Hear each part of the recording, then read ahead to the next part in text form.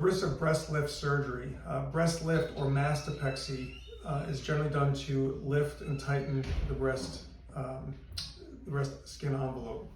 And there's different patterns of scar patterns. There's a scar pattern that goes just around the areola, which is called a donut mastopexy. There's one that goes around and down, which is called a lollipop mastopexy. And then there's one that goes around, down, and across, which is called an anchor mastopexy. At the consultation, we discuss which is going to be the better option for you. If you have a scar that goes just around the areola, one of the risks is that that scar, even though it's shorter than the others, it tends to widen. I put a permanent suture in there to try and minimize that from happening, but it can widen, and sometimes we have to go back in and revise that.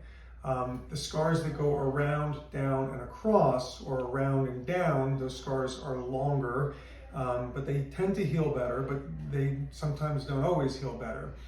When you do the lollipop or the anchor, it is not uncommon to get separations at what we call the T-junctions, where the areola meets the vertical scar and the vertical scar meets the horizontal scar. Those are the areas of the most tension and the least blood supply. About 20-25% of the time you can get a separation there, that you can get some bleeding there, a scab there, it opens, it closes. It just takes a while to heal. I would not be concerned about that. They generally heal up on their own.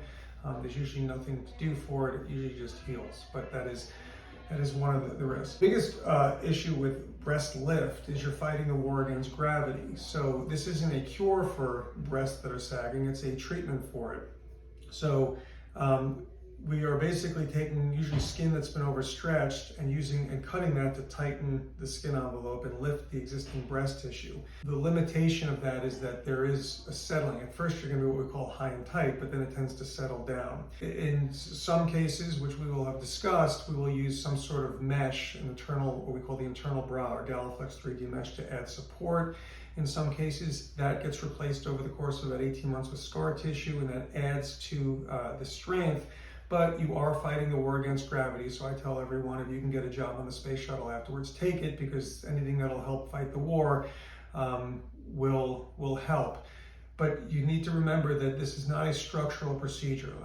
Like a rhinoplasty is a structural procedure. If you have a bump on the nose, I take the bump down, the bump's not coming back. The breasts are subject to life changes, pregnancies, weight changes, gravity, aging. So these are all changes, so we're basically treating the breast at this point in time. In addition to these things, you could have an asymmetry. If you had an asymmetry before, it's not uncommon to have an asymmetry afterwards. You will not leave the OR till I'm happy that they're, as we say, as twin-like as possible, but we say they're supposed to be sisters, not twins. You will have scars, as we discussed. You can have changes or loss of sensation, which is not common, but it can happen.